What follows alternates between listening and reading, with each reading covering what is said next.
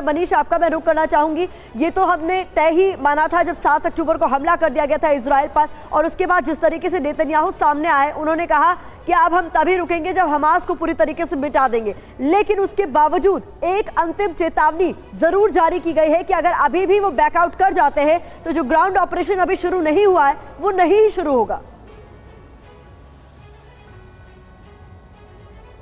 देखिए, 7 अक्टूबर को हुए हमले के बाद नेतन्याहू सरकार पर भारी दबाव है।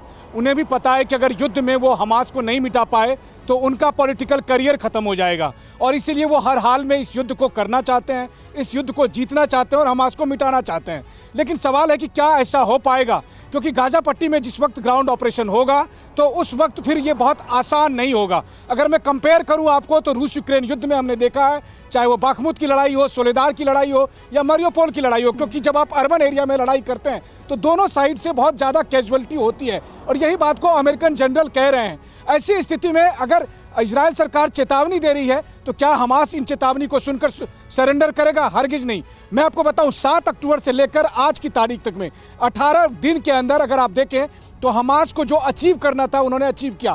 पहले उसने इजराइल की मान प्रतिष्ठा को धूल दूसरित कर दिया, 1400 लोगों को मारा, आज भी उसके पास 200 से अधिक बंधक मौजूद हैं, और पूरी इंटरनेशनल कम्युनिटी के सामने उसने इजराइल को हमलावर घोषित कर दिया। तो आप सोचिए उसका पीआर मैनेजमेंट कैसा था।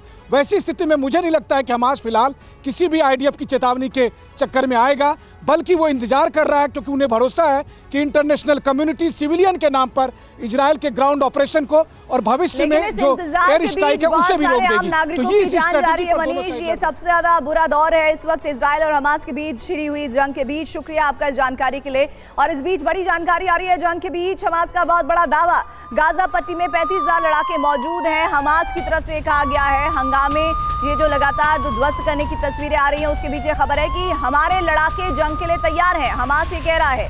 और इस बीच फिलिस्तीनी टीवी के हवाले से खबर आ रही है कि जंग के 18 दिन बाद 5300 लोगों की मौत हो गई है।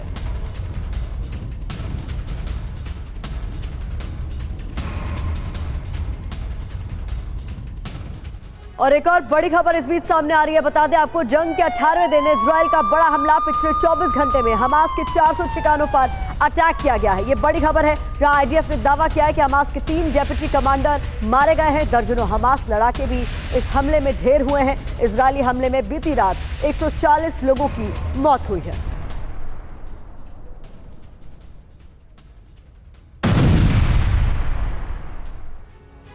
बड़ी जानकारी मिल रही है इजरायली जवानों की जंगी तैयारी को लेकर। बड़ी जानकारी ये कि हमास जंग के बीच जवानों को ट्रेनिंग दी जा रही है। गाजा हमले के लिए इजरायली तैयार हैं।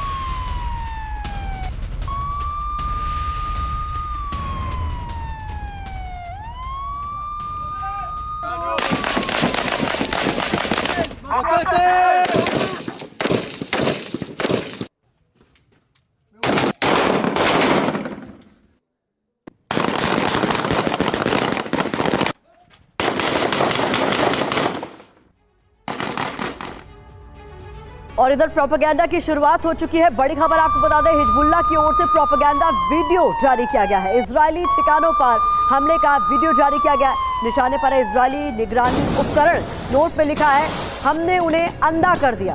तो ये तस्वीरें आपके सामने हैं, जहां पर कम्युनिकेशन टावर्स को ध्वस्त किया जा रहा है और कुछ इस तरीके से संदेश भी जारी किया गया।